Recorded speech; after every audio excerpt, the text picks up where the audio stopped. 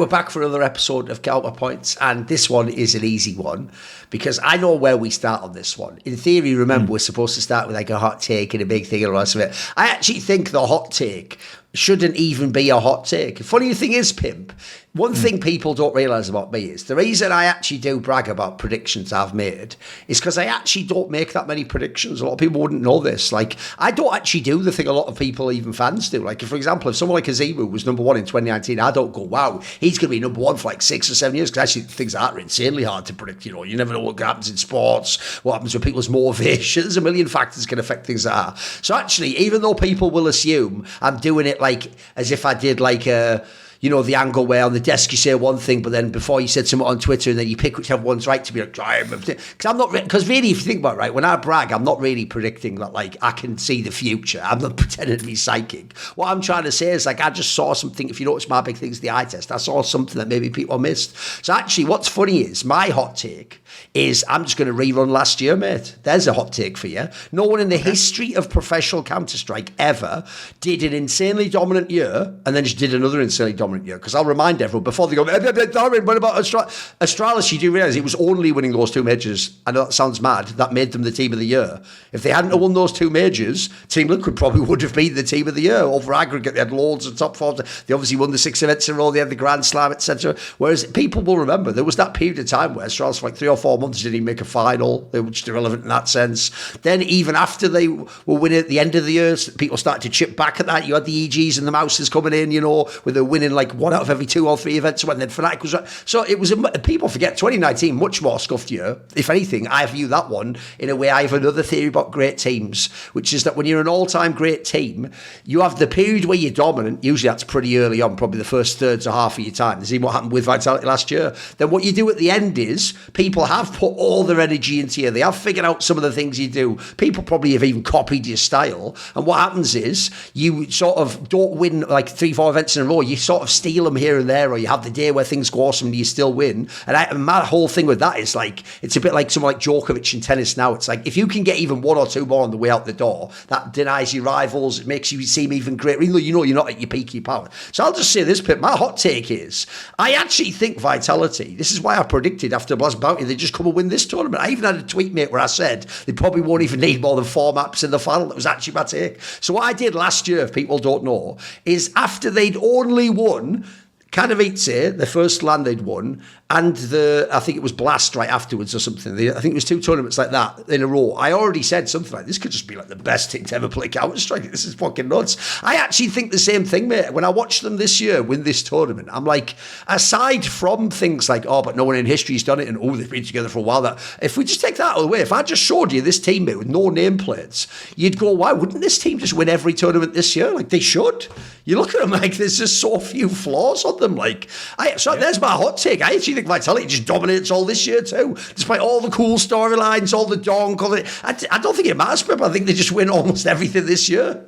See, I think you need to get credit for that, because I think that's an extremely hot take. Because as you said, like it's never been done in history of Counter-Strike, and people, I see it all over all over where I come. You know, I obviously I'm involved in cycling a lot. You know, and whenever you have someone dominate in cycling, everyone goes per default. Yeah, he's got to win everything the next 10 years. You know, right? No reason to watch it anymore. Same goes in football. You know, you have a team like, I don't know, when Real Madrid were in their peak, right, with Mourinho, when they won a couple of leagues 2 seasons in a row, everyone just expects that's going to happen for the next 5 years. I think that's insanely hard to replicate. Absolutely. And it's even though that history tells us different every single time, we still go per default to have that notion. And I think a lot of people would tend to agree with you because they have that default line of thought. So I think, as I dissect what you're saying, right, I think that's an extremely hot take, because personally, I don't think that's going to happen. You know, and the base reason, because I basically agree with everything you're saying. I think Vitality is suited for it. I think they have the team composition for it. I think one of the biggest,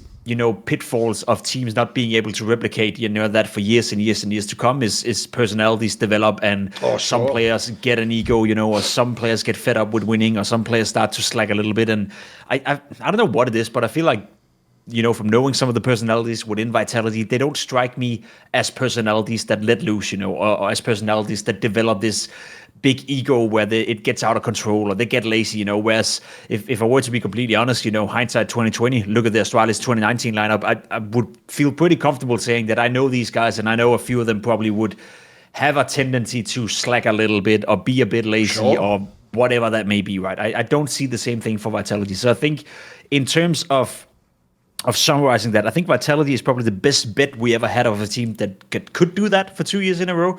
But I think it's such an extreme task to do today compared to 2019, because it's always a tough exercise to do. But I feel when Astralis were dominating, Liquid were the biggest competitor. Yeah, you had Na'Vi as well in the mix with Simple, but I didn't see 3, 4, 5, 7, maybe 8 teams that occasionally could steal away a tournament as I theoretically do today. I think, we cannot discredit that Na'Vi figures out their shit, and become a team that maybe doesn't win a lot of tournaments, but get into it. I think FURIA right now is extremely strong. Where I stand on Falcons as well. It's a question of time before they rack up trophies. I think the competition for Vitality to repeat this year is so much harder than what Astralis had to overcome back in 2020 for that to happen. So I think based on, history, based on gut feeling, I'm saying that's not going to happen. But I will agree with you in the sense that I don't think there's ever been a sample of a team or there's ever been a better case than Vitality for that to be successful with that task. But it just, from my experience in basically any competitive sport that I've seen and I follow and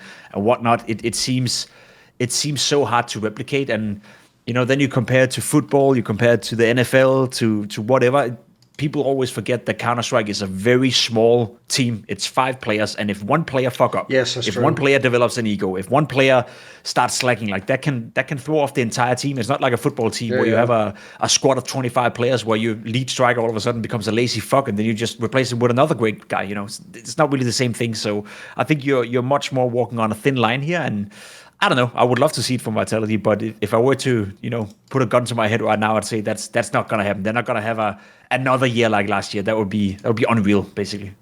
Because, there's even a few details I'll feed in, which is one of my theories when I watched, especially Astralis stay on top, is here's the thing, mate, I'm very careful with the language I use. Like, notice I didn't say when Astralis were on top. I said stay on top, because I always think the most underrated thing that fans do is, I don't know if I've always had a theory, maybe it's because, like, people play video games like FIFA and, World of Warcraft, where you have these set levels, even if they go up, like the levels on the screen, and you'll always be that level. Like, in a game, if you pick something in TFT, at a certain level in the game, it always does the same damage. Like, these things are routine. And I feel like it makes people forget that when you're playing a team game like Counter-Strike, even if on paper you're looking, they have a win, we'll give you the Astralis example, they have the win streak on Inferno and Nuke, right? Guys, do you really just believe they had a playbook on Inferno and Nuke from day one that the win streak began, and it wasn't until they lost to Ents that someone figured out the playbook? No, the whole time, you had the absolute best minds in Counter-Strike. Look, I know this sounds like it's aged badly now because of what happened to him since then, but that guy Zeus in Team Liquid, when he was their coach, I used to talk to him all the time, mate. The reason he wouldn't stop those maps is they were Team Liquid's best maps, so the whole time he was just figuring out, like, is there like a crack that's like I can sort of exploit against Astralis? Like, if it works against every other team, there's got to be something we can do. There's got to be some angle we can find. And then the idea was you'd constantly be studying their demos and updating yours and finding the counter flashes and looking for the patterns and things. And I always used to say what people will never give Glaive and Zonic and the Astralis guys full credit for is they did what I've never seen any team in history do, which is normally you get on top.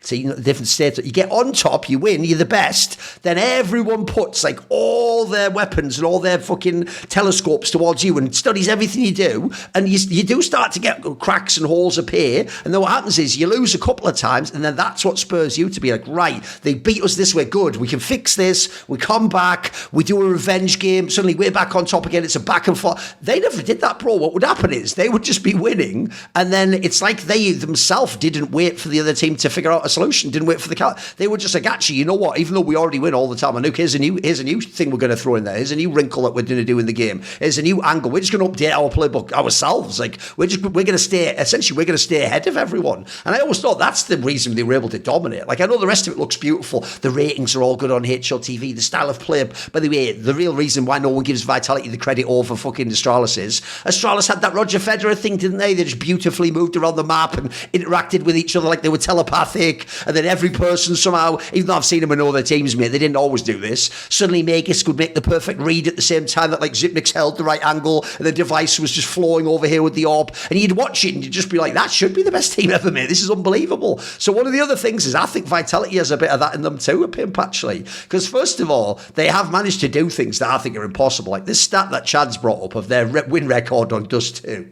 is mind-blowing, mate. Dust 2, every version of that game, I don't give a fuck what people think about the map, whether they like it or not. Every version of Dust 2 defaults to becoming like quite superstar dependent, actually. If you have a superstar AWPer that does so much work, if you have an insane rifler on the T side, as like Donk on Spirit, you're going to do so many things. Yeah, there's certainly more tactics in the rework than the old, really old school version where it was just Shox and Nico just sitting in the middle of the map, just doing whatever they wanted to drop in 30 bombs. But still, it's one of the hardest maps, I think, ever to have like an 80 to 90% win rate on. That's the map where classically you can have like a 75%, even if you're the best team in the world. So, one, they're already doing that on some of their maps. And bro, a lot of people miss this. There was an interview done, as is always the case with the French broadcast, I think it was, like those Croissant Strike guys of Nell and all those people. They did an interview like Stars and Apex, and they asked about this thing where, if you remember, when they played against Aurora, to not have to play Anubis, they just banned the Anubis themselves and left the Ancient open, and they had that giga overtime, get the 3 overtime games, which everyone watched, and they were like, what the fuck are they doing? Like, you almost lost that. And it's like, I said on the last episode, but they didn't though. They won it,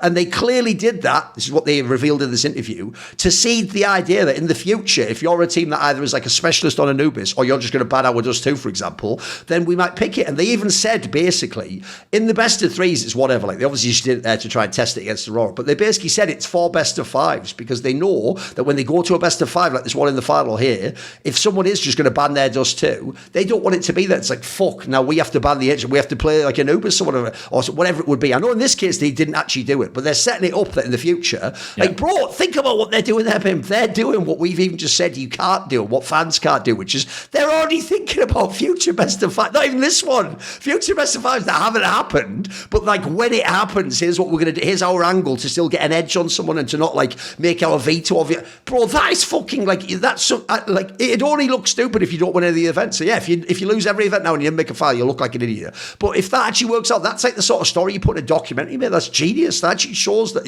you almost are trying to just be the greatest team of all time. You like figure out what are the last little areas where we could even get caught and lose. Because listen, player performance is one thing. Yeah, you can have matches like where's he who didn't turn up in the final of the major order. Yeah, that can happen. You still won anyway, by the way. I'd even say that's a great signing of all the best teams ever. But things like this, these are the small things that other people aren't even thinking about that, man. No one in Falcons is thinking about that shit. No one in FURIA is. They're just trying to figure out the day-to-day. Like, how do we even get to the top? Yeah, I think that's a great example, because that's the luxury of being, dominating the circuit as it is right now. And you're probably right in a lot of teams. Let's say that Falcons were in that position. Let's say FURIA, were the best team in the world. It's likely to think that they wouldn't think that far ahead, but it's also like when you describe it like you do, it's the luxury of being as dominant as you have been. It's the luxury of being able to, I wouldn't say, risk more, but downplay the effect of a potential loss versus Aurora in that game, And not a lot of teams are willing to do that, because it's such a fine edge all the time that if you lose one game like FURIA, you lose that one game at the major, and all of a sudden the entire narrative around FURIA changes from that quarterfinal loss versus Navi, right? For Vitality, we said it multiple times, like even if they didn't win Krakow, or even if they come into Cluj-Napoca and they don't win, like the narrative around Vitality is not going to change based on 1 or 2 tournaments, whereas the narrative for everyone else right now is constantly changing based on the last performance. So you are in a unique position where you can take advantage of that, and I think you deserve the credit for doing it. I think it's a great example that you put up here, right? Because I do think there is a lot of teams that wouldn't be using that luxury position that they're in right now. So I think that's another case and another angle as to why I tend to agree with the sentiment that I think if any team ever were able to do it, it would be Vitality. Sure. But I also can't help to think now that you're speaking about it, like by saying Vitality are going to dominate or having another season like last season, you're also sort of banking off the fact that Donk and Spirit doesn't figure it out. That's true. Or he's not able to get it over the finish line. Yeah. You're also saying that FURIA, is not going to beat them in a lot of grand finals, if any. You're also saying that Falcons is irrelevant in that equation. And the way I think, at least around it, is that I don't want to take anything away from Vitality, but I think there's too many competitive teams around them, too many competitive players. There's a Donk, that is uncontrollable on his best day. I think there's too many too many potential fall groups for Vitality to fall into, not based on their own performance, their own attitude, or them developing egos and all that kind of stuff that usually would be my go-to reason for not believing it, but more so that I think the rest of the scene is competitive enough in order to figure out a way to beat Vitality. Another thing I do want to say as well, and that's what makes it even more impressive to me, is like, you remember when Heroic were, doing the online days with Gambit, and they were like sort of the best team in the world together with Gambit. Yeah. They're like duking out 1 and 2, and even when Heroic were the favorite to win, they were technically the favorites to win the Paris Major, if I'm not mistaken, heading into it. It's not Vitality dominated coming into Paris Major. People forget that. They won it, they won it clear and obvious, but the 3 months leading up to it, most people had Heroic winning that major. That was they're supposed to win. They kind of defined an era of playing Counter-Strike. They developed this proactive style, that everyone tried to copy. Everyone agreed that was the way to play Counter-Strike. Heroic's problem back then was that they didn't have the best talent in order to execute it. Like, they made a team that was supposed to be maybe the 7th, 8th, 9th best in the world. They made them the best or the 2nd or the 3rd best team in the world, which is crazy. And that was like them developing a new way of approaching Counter-Strike, a new meta, etc., etc. I don't know if you agree with that. I don't feel Vitality have done any cultural impact, in that sense, where they developed a new way of approaching Counter-Strike. They basically took what we knew is quality Counter-Strike and they perfected it, right? Yes. They put the right players in the right positions. They signed Robs because it made sense. They enable Cyru. They enable a guy like FlameC. You have Apex, getting better and better at his role. You have Messi growing into his role and becoming more and more impactful. It's not like they are developing a new style of Counter-Strike or they're coming with something extraordinary. And again, it's not to downplay what they're doing, because I'm sure internally they work with the finer details and the small margins, and I'm sure Apex will be able to tell us plenty of things where he feels like, we developed this or we perfected this. But that's the whole point of my story right here, is that it just feels like they took what we know is quality Counter-Strike and they perfected it, right? It's like when you compare to football players, instead of doing the crazy flicks, the crazy moves in a 1v1 scenario, you just make sure that your first touch is the best first touch you can possibly have every single time. You make sure that the passing to a teammate is spot on every single time, instead of having the flashy moves, the flashing finishes, the crazy tactics, where you all of a sudden deploy a new midfield or you deploy a new formation in the middle of the game. They just do everything and they do the basics to the highest degree possible. And I also think that speaks into your example with Dust 2, because if anything, I agree with you. Dust 2 is a map where, historically speaking, it allows individuals to sometimes take over the game, and it is probably one of the toughest maps to stay consistent on. But the reason being is, and that's from my player experience, and I don't think that's changed, and I think everyone would agree with that as well, the best way to get good at Dust 2 is by doing the basics at a very high level. Map control, take cat control, do your A execute, do your B execute. It's all in the detail. It's all about how you use your utility, how you do your timings, and how you make sure you take cat control without taking any unnecessary risk with your utility. And there's like let's say there's 100 steps, in order to end up in an A execute on Dust 2. But if you master every single step to the smallest detail, odds of something going wrong is at an all-time low. And I think that's why Vitality are dominating Dust 2, because everything they do is sort of mastered to the finest detail. It's not the crazy pass. It's not the Trent Alexander-Arnold, crossing the ball 60 meters in a crazy flick. It's just the simple things they do to a very high level, and they do it consistently. And that's not the most sexy way of all of a sudden becoming the most dominating team ever, but it's probably the hardest way of doing it. No, by the way, I definitely agree. I always tell people, if I have to pick one thing about their team that I think makes them the best, is I think they just have nailed all the traditional roles in Counter-Strike. It's funny, everyone does that thing where they call you a role cell if you believe roles exist. Like, I think they're a great example of how they do. Like, it's why I said also for the Falcons example, if they can ever actually win trophies, I think you've almost invented a new style of how T-sides play. Those roles don't even make sense to me. The players look great on paper, but how do you make it work? Again, what formation would you be playing in this world? How does the dynamic work? The difference is in Vitality, I agree. They haven't invented anything, but I tell you what, they have taken it to an unbelievable degree that no one else can match, even with the classic setup. All right, I tell you what, we won't make the whole episode, obviously, about will Vitality dominate the season. That's just some future shit anyway. We'll segue into talking about some of the things with Vitality. So I'll tell you another thing about the makeup of their team, and it was on display in this tournament, is if you think of those 2 major finals last year, where bizarrely you had this situation where the first one, it was Apex and Messi that went crazy when Zero was kind of off in the final, and then in the second one, Rops was unbelievable, and then Messi also put in another like crazy performance that was kind of unexpected. Another thing about their team is this, bro.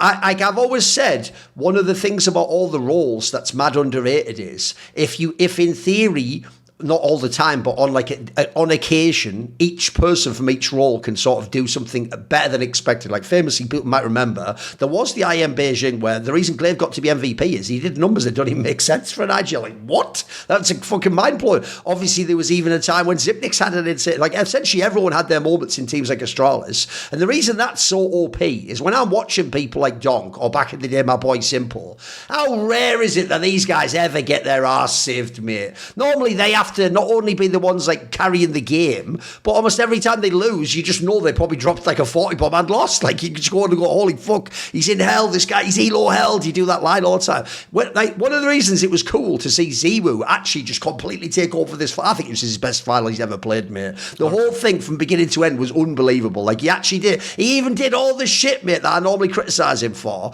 Like, you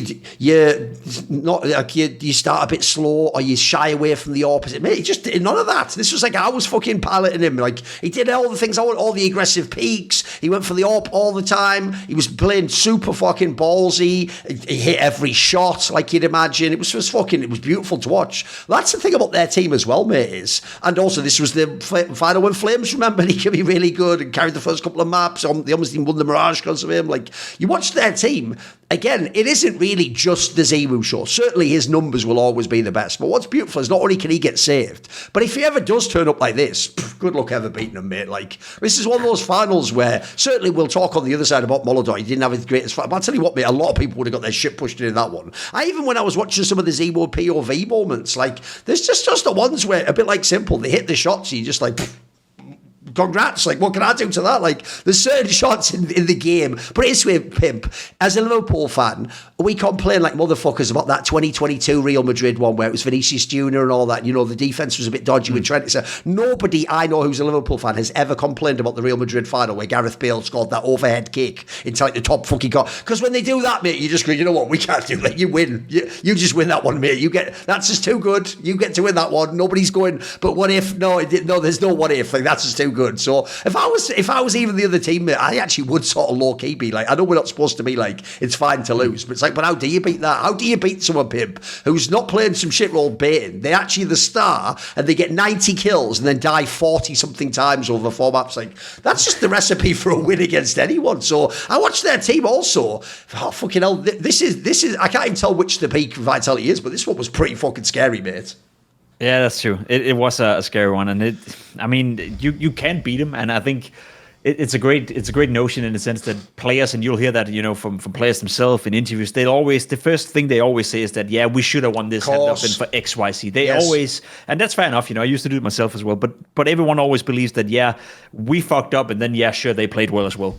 This time around, I'm sure FURIA felt the same thing as you do. You know, yeah, we could have done better, and yeah, molodoy probably should have done more, could have done more, but that wouldn't perhaps change the outcome of the game. It would have made it slightly more competitive. Who knows if we got a fifth map? But I think overall the sentiment is that, listen, we lost to a significantly better team than us today, and it takes a lot for players to admit that. But if there's even a small, you know, and that's one for the fans out there, if you ever hear a player just giving more credit to the opponents before they start talking about their own mistakes, if there's a small sense of that, you know, or a small smell of that, then you know for sure that that's how they felt on the server, because they never want to say it. They never want to admit it to themselves. They always want to believe that, yeah, I had this outcome of this game in my own hands. I didn't do this. I didn't do that. I should have done that. We could have won it, et cetera, et cetera. So I think that's a great, you know, a great little note for fans, at least to keep an eye out for, that when you hear in interviews the players are acknowledging the other team played well. There's obviously different ways of doing that, but in a sense that's also them capitulating and saying, as you said, you know, whenever you see the Gareth Bale overhead kick, you know, whenever you face a team that just demolishes you, sometimes you just face a better team, you know, and even certain players of the highest status in this game will admit that from time to time. To answer your question, how do you beat Vitality?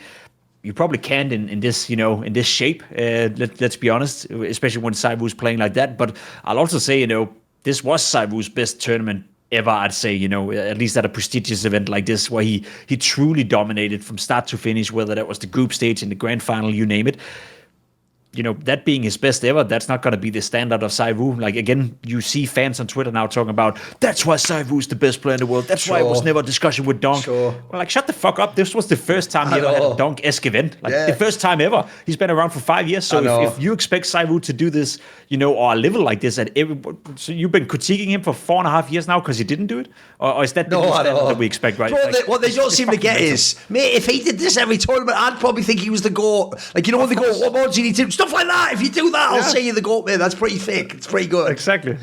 So that's like, again, that's like a mental gymnastics that people go through. So I don't think there's a way of beating Vitality in the current sense of the game now. You'd have to see something crazy come out from FURIA. A molodoy that is matching Saivu's level in this game. Who knows if that becomes a competitive game, or if FURIA then, edges it out. Who knows if Donk and Spirit figures it out, or if Falcons figure it requires something extraordinary. So for now, if anything, I just want to, tip my hat and as I said, to close on the topic of Vitality, for me at least, I think this is the tournament, this is the game where I'm leaning towards them now. If you were to ask me which is the greatest Counter-Strike team ever to be assembled, I'd say Vitality now. I think the only thing that Astralis had over them was that they had like a 14-month, 15-month period. We talk about calendar years in Counter-Strike, but they had like 14, 15 months where they were dominating, where they were getting into the finals, they were winning the big trophies, and then they had a pretty steep fall-off. Vitality haven't had that now, and they've been good for 15 months now. So the one argument I could produce for Astralis to still say that they were maybe better, I think that's gone now. I think winning Krakow right here, let's see if they win Cluj-Napoca, they win Atlanta, given on the team list that just came out as well, it seems likely. We're talking another Grand Slam potentially for Vitality. We're talking, a player with 3 Grand Slams. It's just going to be a different story at this point. So I will say this. I think Vitality will go down in history as the greatest Counter-Strike team ever to be assembled. I'm just not sure whether or not they're going to continue at this level for another 9 months. I would love to see it, but I highly doubt it. All right, let's transition then. The obvious team we can talk about is FURIA. They were there in the finals. What's funny is, even despite all of that, there was a real world where they could have gotten to the 5th map, to that Anubis. It would have been a crazy, fucking roll the dice. Who knows who wins this one, right? I'll go on the other side, Pimp. In the same way as in that final, I do watch it, and if I'm FURIA, I go, what are we supposed to do against Zimu if he does that, man? Like, that's just unbelievable. Yep. At the same time, though, an obvious person that did underperform was molodoy. Like, molodoy was, good on the first map, and then I don't think people realise how bad his drop-off on the other 3 was. On the other 3 maps combined, he had 27 kills. And here's what's funny, right? I'm actually going to give him a mild compliment, even though, yes, I think this is actually one of the most ass finals I've seen him play, which is, I'll tell you what, mate, here's what I actually like about this kid. He never actually stops going for it, mate. What was crazy is, first of all, he is one of those people who doesn't do any of that fucking Zimu, I also like Zimu. No, he just goes for the AWP every single time, Pimp. I literally, in this final, saw him buy multiple pure glass cannon AWPs, just by the AWP, no armor. There was times he had the AWP, just no head armor. This guy will just go straight into, he's never the guy doing that whole, I better get, the MP9 with a couple of flashes in a smoke and then play it, and then we have to, farm the kills, and then I can get the AWP again. Or, guys, does anyone have 7K so they can drop? He just gets the AWP, mate. He just goes straight to it, which tells me he knows what his fucking job in this team is, mate. And as people saw in the rest of the tournament, he was fucking playing some great AWP rounds. He was doing some of that shit, everyone's going to remember that Mirage round that's iconic now, where all those players bomb rushing him, and he's just doing the most godlike CSDM shit that we all dreamed we could do in a match, but then when we load into the match, none of that shit hits. But in the CSDM, we're all fucking simple, hitting all the no-scopes and stuff. So he was fucking sick, but the problem is, mate, this guy is, what I appreciate is he never shies away from it. He still went for all the shots. He still tried to make the players that you probably need him to make. He didn't make any of them. Sadly, I think it was a massive off day. He looked really bad on some of these maps. He even straight whiffed, mate. One of the things also about molodoy is, one of the things I think everyone loves is he has that Monacy-esque super quick firing speed. So it makes you feel oh, fuck, so hard to beat. So, well, I'll tell you what, when they miss, as any tours you find will tell you, you get your ass handed to you, mate. That's a really difficult style to play. So the reason why AWPers tend to be a little bit more conservative. So, I'm not saying this to flame him. I know he's actually had his moments where, unfortunately, because FURIA fans pushed him too high up, then it looks again like we're just shitting on him. I do think he's a mega player, mate. He's definitely one of the best to watch in the game, as an impact player. But I think this final, this will be the one that you either have to learn from or delete it from your brain, because this was not a good final. I think this, unfortunately, that would be one of my reasons as to why FURIA didn't win this event. Yeah, I think that's fair to say. I think he's, again, it speaks naturally into the development of what molodoy is and what he's supposed to be. I think he's only going to get better, and I think he's a player that that has the potential to enter the conversation to be a top 3 player in the world, but he's not there yet. I think it's unfair to label him as inconsistent, but I think throughout Krakow, you saw a bit of that inconsistency. As you said, the style that he's playing with as well. It was the same with molodoy. People also, a little bit, dare say it, forget that molodoy in the beginning of G2, it wasn't like he was a mega owning player in every single event from the get-go. He also had his off events, and even now, like, people label him as being inconsistent. I think it's a bit harsh to quantify a player that's been top 3, top 4 player in the world for 3 years straight to be inconsistent, but whatever. I think it's the same for molodoy here, that there will be events, there will be games, there'll be grand finals, there'll be like the major as well, where he will face moments where he's gonna be a bit inconsistent, where he's learning, when he's not hitting his shots. Then, when you have that style of play, let's say molodoy and molodoy, where you're very fast on the trigger, well, he's going to be able to figure out, okay, I'm not having that kind of day where all those shots are hitting now. I have to change my style a little bit. I have to change my positioning a little bit. I have to give myself a bit more of a leeway, a bit more of wiggle room in order to hit some of the easier shots, etc., etc.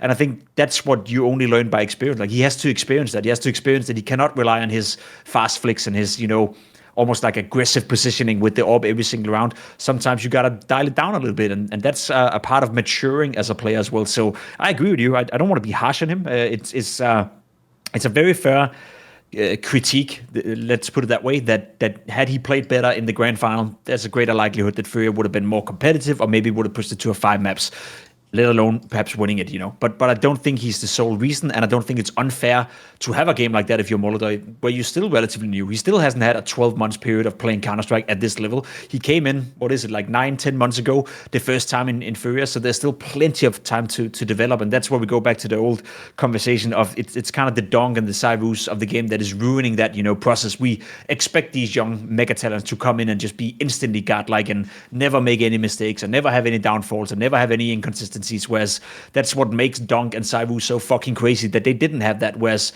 guys like molodoy, guys like molodoy, the new Kyusuke for that matter as well, like, we gotta treat them as what they are, which is basically people of a very young age who have a very little experience playing at the highest level, but obviously have extraordinary talent. So I agree. I don't want to shit on him. I don't want to flame him. I don't think that was a good performance, and especially, as you said, the last 3 maps in the grand final was not okay. That's had Ultimate from Team Liquid had a game like that in whatever grand final, we would have been shitting on him, but that's because that's his normal level. That's what he does most of the time. Was for molodoy, that was the outlier. Normally he's the guy who makes the difference. So I think that's a fair way of labeling that. I think it's unfortunately also going to be, as I said, why I think FURIA are not going to win a lot of trophies this season. I think there's too many things that need to click at the right time for them to win trophies. You have to have Yuri playing well. You have to have molodoy playing well. You have to have Keizerado, who had a great tournament, playing well. Yakinda has impressed me a lot in the beginning of the season. I will say he's been consistent. He's been delivering. He's one of the players that hasn't had a drop off. But you look at Yuri. It's not that Yuri is bad. He's just not as good as he was at the ending of last season. You look at molodoy. He's not bad. He's just not as impactful as he was the last 3 months of last season. So for FURIA to win stuff and for them to overcome a team like Vitality, or for them to even win grand finals against potential teams like Spirit, you name it, in those big pressure moments, there's too many things that have to click at the same time for me for them to win. Whereas, as we described with Vitality, well, Rob's had a very not for the final, mate. Yeah, like he was just coasting chilling. a little bit. Yeah, didn't have a great game. Didn't have necessarily a bad game, but didn't have a great game by his standards whatsoever. But he wasn't really needed at any point. Whereas if FURIA wants to beat Vitality, I feel all 5 players have to have a great game at the same time, which they had, at certain tournaments last season. But it's too much to expect. So yeah, I think that was a very fair representation of where FURIA is at right now. They're still one of the best teams in the world. I'd still put them in my top 3 any given day. But I still think they are a team that is, I'll say it like this, I think they're further away from beating Vitality now than they were last season. And if you think that's a good development, if you're a FURIA fan, then I'm sorry to tell you that's probably not where you want to see them go. No, the funny thing is, because they've just finished second at a prestige event and they could have made it to 5, all these ifs and whatever, people are going to think, like, surely we have to change course on the FURIA hate, which, by the way, notice the hate is like, they're second or third best and they might still win the odd trophy. Guys, that's not hate. That's not even vaguely hate. But also, by the way, did reality not work out? Did they win the event? Did I miss something, FURIA fans? Did they win Krakow? Did molodoy have the MVP over Z? No, they didn't, did he? So reality disagrees with you. But the other reason why is I also agree agree, Pimp, because if you watch this tournament, I actually think, with the exception of maybe like a little moment in the semis and when they did get to the final, they also never even hit peak Furia form for me. Like, mate, they were stumbling. Remember, they lost a foot to begin with. Then in the lower bracket, they were having like close games against Mongols, against fucking Australis. Like, all these teams could. By the way, almost every series they played at this tournament, the other team could have beaten them even more ones they won. Like, it was nuts. Yeah. Like, and the other thing is, I know what you mean. I remember when this team came online at the end of last year and they were winning those lands and winning those big series over the best teams. I always told people this. It was never dominant, though. They would always win like the super close games. It's actually why one thing I will give Fallen, I've never even taken this away from him, is individually he is an absurdly clutch player. I mean, even relative to the point he is at in his career, he's supposed to be super washed at this point in time, but you still know if he's in a 1v2, he might win. He even does the thing where I do believe, much like elsewhere in the game, if you see a Simple or a Ziwu on the obituary killing all your teammates, you do fucking think twice before you run around that corner because you know you're about to be in a frag movie, you know what I mean? It's the same thing when you're playing Fallen, right? I'm supposed to think it's like Chopper or Carrigan in a 1vx, like, fuck, this is going to be hard for the team to win. No, when you're on the other team, you're like, oh shit, it's Fallen. Not only does he win these 1vx's, but he normally makes the other person look stupid, like, fuck, where's he going to be? Was he going to be behind this box? Is he flanking me? You have to start thinking like that. So I think actually, one thing I have a theory about with teams as well is, I do think actually some of the character and what the team plays like comes from either the star player or the IGL. I think that's a lot of how we do it. That's why you see certain teams are super tactical, but you see some of the players go to another team, and that guy was never a genius. You just find out, he just knew how to follow his role and how to play whatever they practiced in the server and what the discussion was. So one of the things about Furia is, if you let them get, like in this far, if you let them get into a game that's like an 11-11 game, or one that like they're doing a big comeback in and you're already on 10 or 11 rounds and you're going, bloody hell, are we going to get on the finisher? Yeah, those are the games Furia can beat anyone in, mate. They're fucking mega at those. The problem is, you also, as you saw in the other games, they had those maps where they just fucking got their head smashed in from the beginning of the game to the end. Yeah. And if you saw in this final, I'll tell you the most worrying side for Furia was, bro, every single map they just started at a deficit. They would be down 0-4, 5-1. Like, I mean, even once they came back into it, Sarah, you can't just keep doing that, mate. Like, if you're Vitality, I'd rather be the one front running all the time. Like, I'm going to get some of those games over the line. Like, I know what you mean. Like, even though they've just come second, I worry that, like, look, I don't think this is normal Furia form. They can play better than this, but if they do play like this again, mate, you're not going to win 8 trophies. You just aren't. Yeah, I think that's the best way of putting it. I think that's exactly that was at least my argument, when we spoke FURIA leading into the major, why I think it was more likely for them to lose in a group stage game, or it was more likely for them to lose to an Army in a quarterfinal than a team like Falcons or Vitality that we saw, dominating group stage.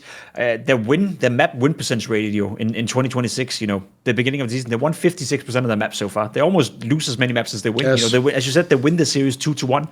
At Blast Bounty, they lost 2-0 to Paravision. They lost a map to Heroic, showing up with a fucking stand-in, playing as an AWPer. That's a rifle that you just bench, So they're losing maps, they're losing games, and as you said, they're making every game competitive to a degree that they didn't do last season. Whereas, like, when they were winning tournaments, it's not like Furia were outright, just smashing everyone, and there was never any question of doubt whether they were going to win or not. But they were way more convincing in the way they won, and they won like significantly higher percentage of their maps. So whenever they were supposed to beat a team 2-0, they would beat them 2-0. Whenever they were supposed to win against a team 2-1 in a semi-final or in a grand final, whatever, they would do that. Whereas the beginning of the season, it's just been 2 tournaments, but they lost maps to Heroic, they lost 2 maps to Paravision, they lost a map to fucking Astralis.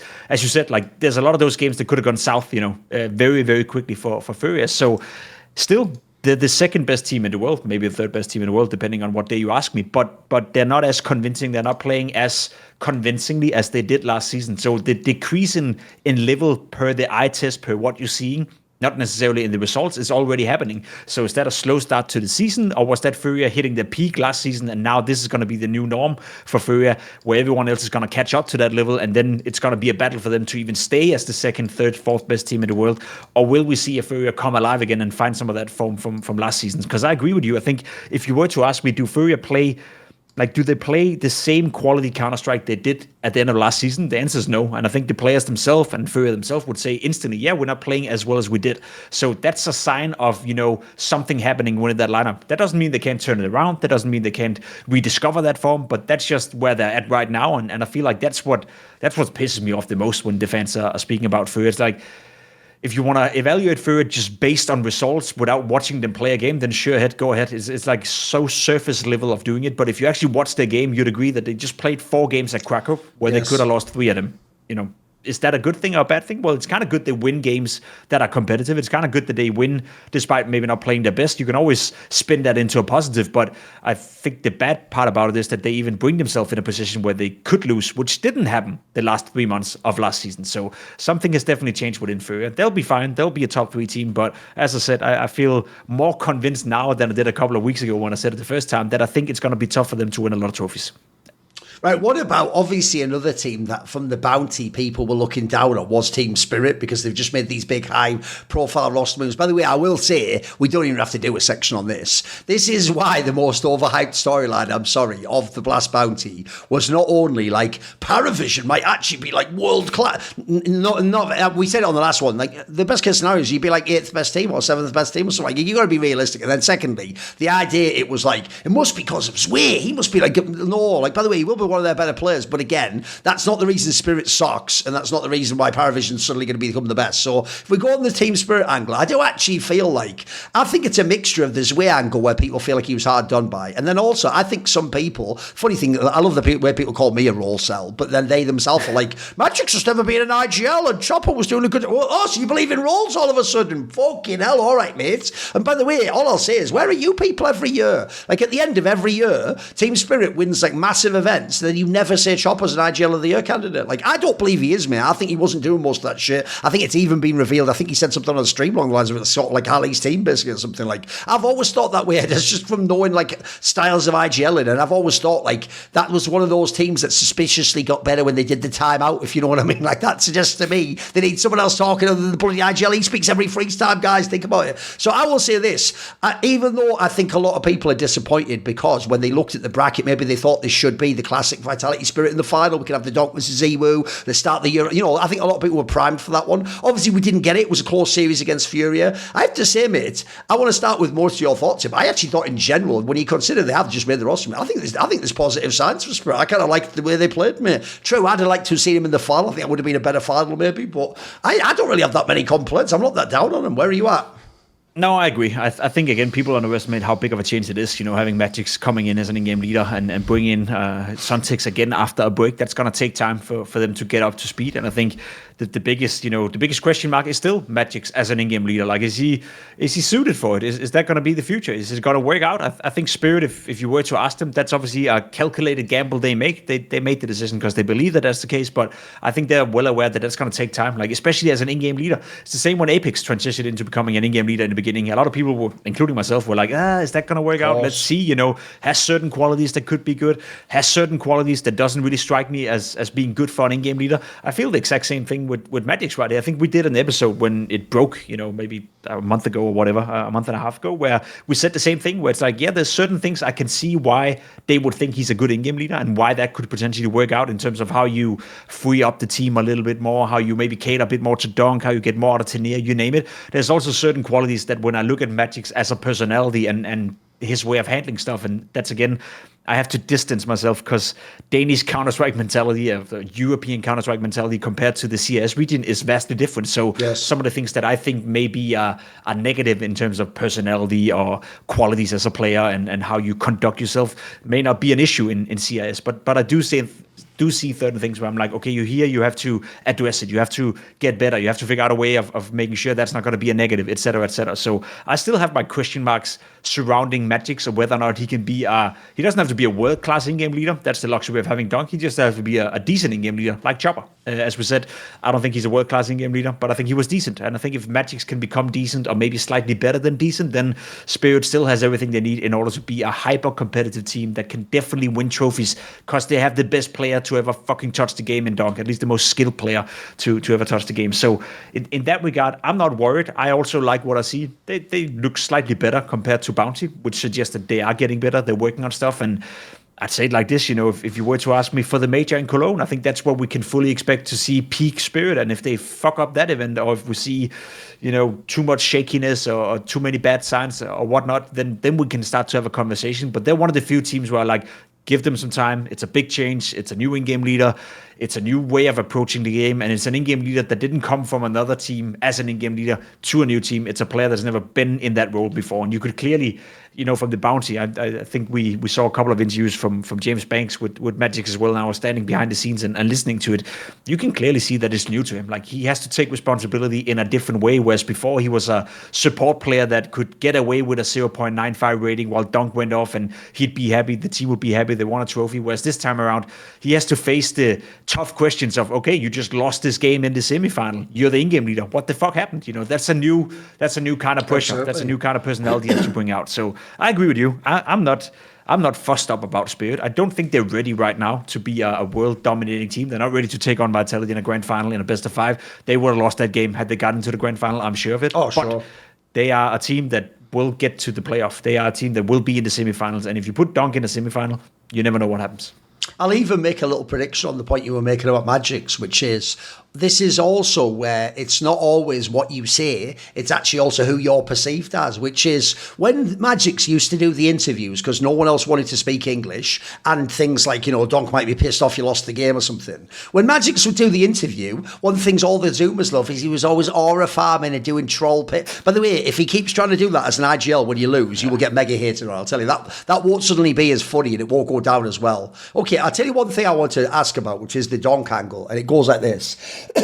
People always make this weird mistake with me where they get both sides wrong. They either think if I pick something from history, usually before their time, that I'm just doing the nostalgia thing of like, things were better in my youth and, you bloody, these kids have ruined the game, which one isn't even true. Like, if people don't know, it's funny that people say that I'm now being nostalgic saying Simple was the GOAT. It's like, logically, guys, I shouldn't think Simple was the GOAT since I watched CS from literally the beta 1. So logically, I should think Neo's the GOAT. In fact, I did for a long time, Pimp. In the early days of CSGO, until Simple came along and hit the peak, even when you had Cold Zera and you had fucking Olaf Meister and you had Get Right, these mega... I used to say, these guys are mega, but for me, I'm still going to reserve Neo as the GOAT of Counter-Strike, because the difference is, he really did have that thing that actually I've now only seen from the Zeus and the Simples, which he's just the best for like 5 straight years, mate. Like, it's like the Ronaldo Messi thing. Even if you think the other guy 1 year was better, this guy was second or third. Like, it's consistency is what's bonkers. Not even to just have your peaks. It's the idea you just never ever out of the conversation for you are just like a goated / best player in the world at all times. But when Simple did come along, I had to be like, look, I wasn't even thinking CSGO could ever be as good as 1.6 because I think there's more skill expression in 1.6. But you know what? This guy's just so cracked. And if you remember, that style of AWP didn't exist, mate. Like, he really was doing like JW shit, but it just worked every round. JW shit didn't even work most of the rounds. That's why at one point in Fnatic, they even said he can't even bloody AWP anymore. And he used to literally, not like a Reddit meme, main a shotgun on like Cobblestone, for example. There's very few people ever made that style work, and this guy was like the best while doing it. So I remember thinking, I've just got to give it up. He is the best. That I have the same feeling about Donk now. So everyone who thinks you're just a simple glazer, mate, my biggest struggle with Donk is from the first kind of 8 on, I keep thinking, but how can I deny this is the best player? Like, this is just too good. Like, and the real thing, like I just said there, Pimp, is not the peaks. You don't have to take his best performance. It's events like this. Mate, here's what I don't understand how he was doing, right? The analogy in English is you say they're walking on water. It feels like what they're doing is impossible and it can't last. Mate, he's just, except for that one famous in his first year, that one Cologne where the team bombed and he had a really bad tournament, he not only does like an insanely high performance where he seems to be the best player in all the matches, bro, he does it in all the biggest events too. That's the part that doesn't make any sense to me. Even in sports, mate, there are some godlike players. People don't know. Thierry Henry fucking almost never scored in a final, if people don't know. I know it sounds mad because he's one of the best scorers there. There's a whole bunch of people like that. Like, Ronaldo scored fuck all World Cup playoff games. There's so many stats that like even the greatest of the great have like their element where they're human. This guy is actually the most inhuman player I've ever seen, man. I don't understand the flaw of his game. It makes no sense. And then when I look at his role in the game, you can say that thing all day long that people do of like, well, Nero changed their rating to favour aggressive. It doesn't matter. Here's the question, guys. Where the fuck are the other aggressive riflers? Where is Exertion in that conversation? Where is Xantares in the GOAT player? None of them are even in the discussion. It's just Donk on his own and all the bloody AWPers. It's fucking nuts. If anything, you can even argue, by the way, that the Zeus and the Monsters, because they can rifle and AWP or do whatever, they're not doing the molodoy like we just said. They can actually move around when they're having the bad game. Donk has to just keep doing his shit, mate. Like, I have literally, this is the most like alien player I've ever seen in CS. I've never seen anyone do this. And part of me almost like wishes he drops off and just goes shit for 6 months. So it'll feel like, right, phew, finally that makes sense. Because this makes no sense, mate. He's too good.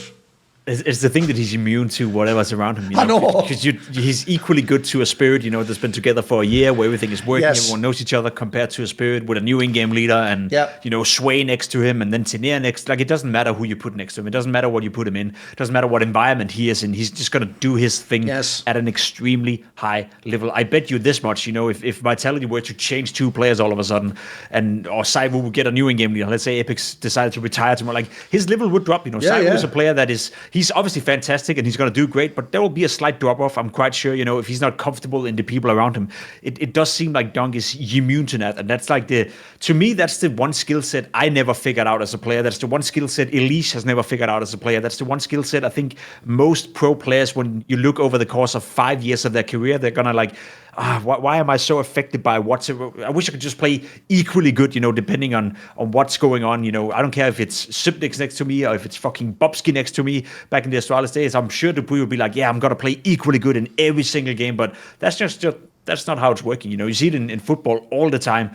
Fucking Anthony from Manchester United, how awful he was in United, goes to Real Betis and all of a sudden he looks like a superstar again. It's not that the player all of a sudden gets 50% better. It's just that he's in an environment that he's more fit to play in. And there's so many players who just can't seem to figure out, that this environment doesn't work for me or that environment doesn't work for me, but this very stable Real Betis where I'm the star, that works for me, whereas Dunk is immune to that. And I don't think you can name 5 players. I can't name 5 players in history of Counter-Strike who could do that. I think Simple is the one that comes closest to that. And maybe you'd argue they're similar in that regard, that it doesn't matter who they play with, where they play and how they play.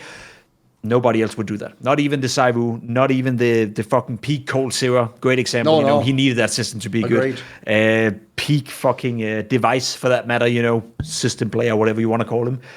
Dunk is immune to that. And if that's not the greatest skill you can have as a player, that you can be thrown into whatever mix you want to, then I don't know. That's like the one thing I wish I could do, because then you're gonna be relevant no matter where you go, no matter when you play, and no matter how you come back. And it's crazy. I agree.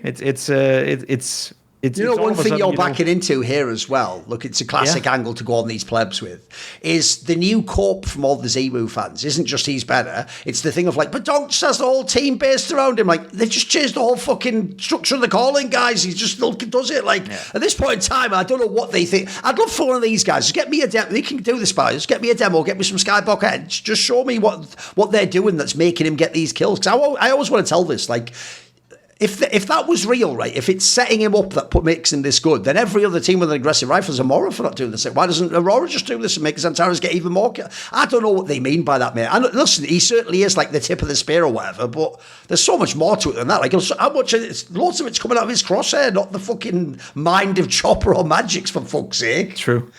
I have one thing I want to hear your take on, actually, because that's the most puzzling for me and the most annoying one. You remember we spoke about MOUZ last time, and you got a pretty strong, take on MOUZ. Did anything you see in Krakow change your mind? Do you, as me, feel that it's just more of the fucking same? Like, this is why I hate on them, bro. Because here's the problem, right?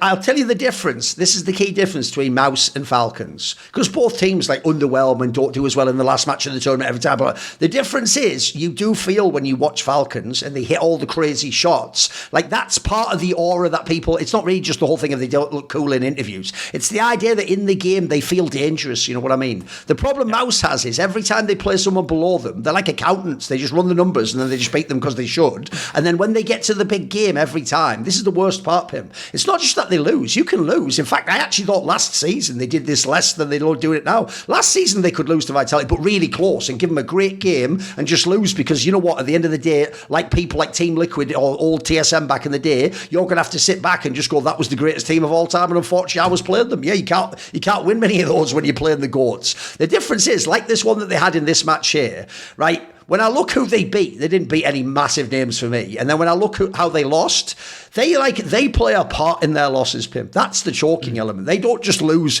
like in the same way as FURIA lost on those big maps there. They also, like, you do see people each time, like, they look like they've lost the game after the first half, or you see them go down in that first match. You just don't ever believe. You don't always get the comms, but if you could hear all the between the maps and between the core, I just don't know, like, you wouldn't buy it in their voice. Whatever, even if they say, guys, we can come back and we can win the next match. Remember, we did that. You'd be like, you're trying to convince yourself for that. You know what I mean? So my problem is, I think it's actually, like I say, I think I've nailed it there. It's not that, like, the joke is they could actually place as well as the Falcons in a tournament. But the difference is, I'll always feel like Falcons have like a danger element that I just don't feel from MOUZ. MOUZ just feel like they play good CS with good players in the roles. The collective level's pretty good. By the way, the consistency impresses the fuck out of me. That part I have a lot of props for. The problem is they're also the team that's almost the most guaranteed to make top 4 and then not win the fucking tournament. And that is what's not sexy, mate. That's where the aura's missing, you know. Because the joke is, even, I mean, they've gone now, but even that bloody Mongols team by the end had a danger to them. Like, they can still fuck around and play that style and get a win over a bunch of teams. You never feel that with MOUZ for me. It's why even it'll look like I hate them because they came top 4, but I am hating on them. Like, I'm sort of a bit bored of that product. I genuinely wish, even if it risks getting worse, that you do a gamble to get better. Even if, like I say, you fuck up and you end up making a bunch of 9th place, I'd rather you do the gamble and sort of swing for the fences, you know. Yeah, I think that's what I've come to as well, you know, and that's what we discussed last time around. Because I agree, like, the consistency coming out of MOUZ and them constantly making playoffs and getting, it's not only making the playoff, you know, they also quite consistently get into the semifinals and occasionally the grand finals as well, which in itself is mega impressive. And I also will say that, you know, if I just distance myself away from it, I look at the MOUZ lineup and I think to myself, is this a team, you know, player for player, pound for pound, that's supposed to be better than 3rd best, 4th best, 5th best in the world? No. Probably not. So they're kind of they're kind of matching expectations and sometimes exceeding them. It's just that they've been doing the same thing now for, as you said, you know, 15 months. So I would rather see if, okay, now that you've proven that you could be, you know, outside of Vitality, the most consistent team in the world, that's also part of the story. I think that whole storyline surrounding MOUZ would be so much sweeter for them if Vitality didn't exist right now, because they essentially would be the most consistent team in the world, which is impressive in its own way. But as you said, it just gets boring because there's never more to it. So I would also say, you know, please take the gamble. You know, if you risk maybe becoming 5th, 6th, 7th, or you miss a couple of playoffs, if that enables you to potentially feel, as you said, feel more dangerous on the server, or feel you have a better chance of finally getting the big trophy, then I think we're coming to a time now where that's worth it. I guarantee you they've had those conversations during the player break as well. They probably come to the conclusion that let's give it one more chance. Let's change a few things and maybe we can get over the hurdle. But I will also bet you this is the last chance they have as a unit together. The players will also grow tired of it. The coaching staff grows tired of it. The organization is like, okay, we tried, you know, and it's not that anyone is to blame. As said, I think it's more than respectable and it's more than okay what they're delivering. It's just, if we ever want to take a step further, which they have voiced publicly saying that we want to be a team that is winning trophies, then you gotta at some point, you know, count your losses and try something else. And I think that's where MOUZ is.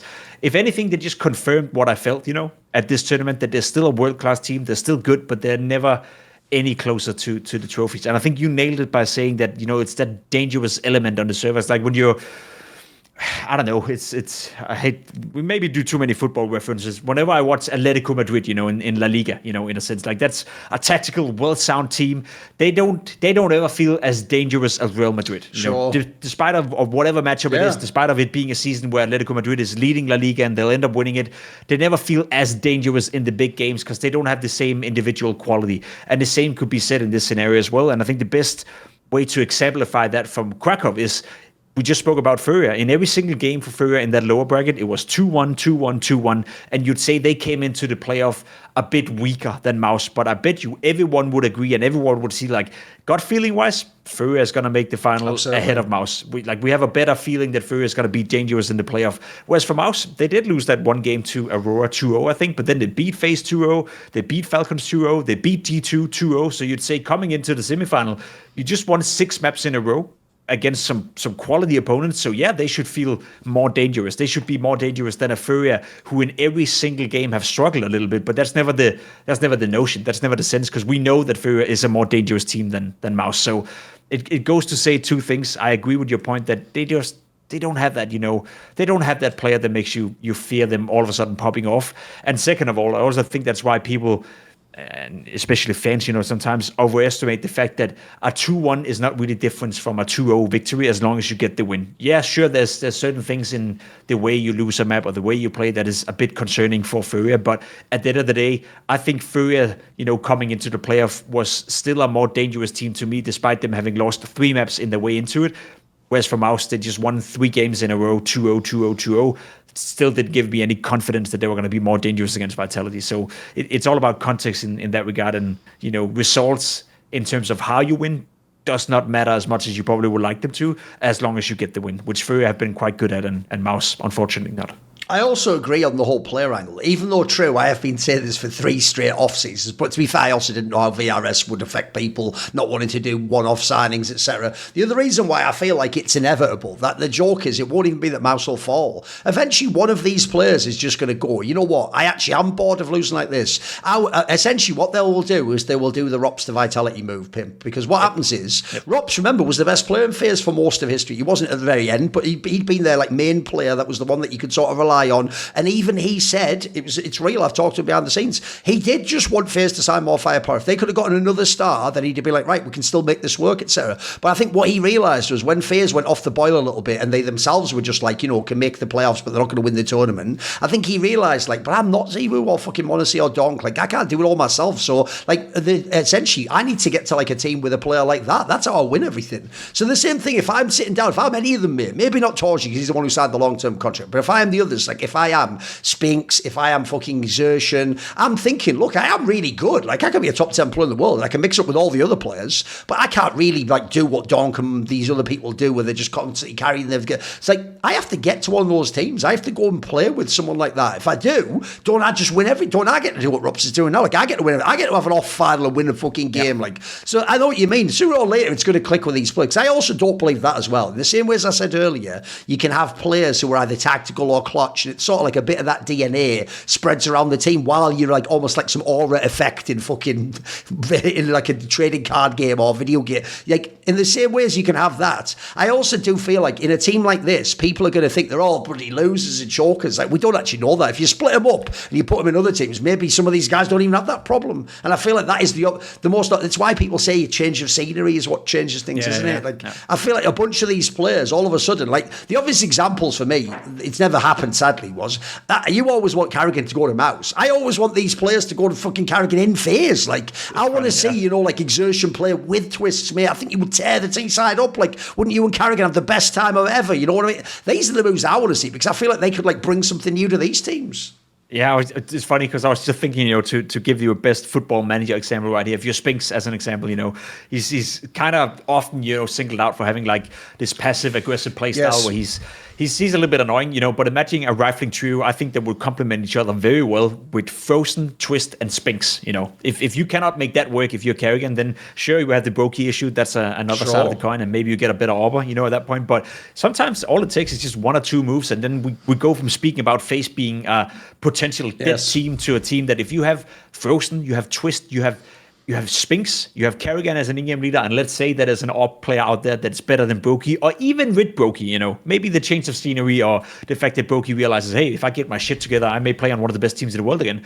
Maybe that could be enough, So I very much agree with that. I think there's always going to be that lingering feeling in the back of the mind within the MOUZ players that if this doesn't work out this time around, if I don't leave first, or if I don't secure a move to a better team first, then someone else will. And I know that obviously they're very close. It's a brotherhood, but that's the name of the game. Fans hate it because everyone is so friendly and they've been together. They grew up in the academies together. It's at the end of the day, it's a business. At the end of the day, it's a short career, and at the end of the day, you want to make the most out of it. And if you want to be the best of the best of the best, hard decisions will have to be made at some point. And I'm sure that one of those MOUZ players eventually will go, as you said, described it, go secure a move somewhere else. Whether that's to a better team or to an equal team with better pay, who cares? Players will always look out for themselves first and foremost. And I think that's again something fans will have to fucking understand eventually. That players at the end of the day, fuck your fucking club loyalty. Absolutely. Fuck the shit that you've been in MOUZ for 4 years. You should stay there for the rest of your career. It's your family, it's your home. Yes. Show the badge amount.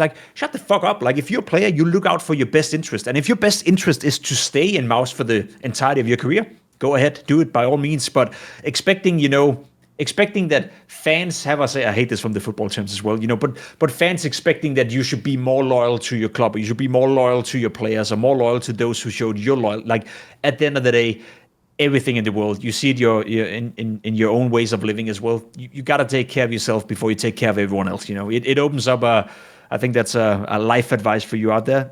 You take care of your own body, you take care of yourself. It also opens up for the fact that then you have way more energy, way more capacity to take care of everyone else and be the person you want to be. Whereas if you're miserable, then you're going to be miserable around everyone else. It's the same philosophy, I feel like, for players as well. You take care of yourself, you make sure you're happy with what you get paid, where you play, and then you'll be the best possible teammate and the best possible player you can be.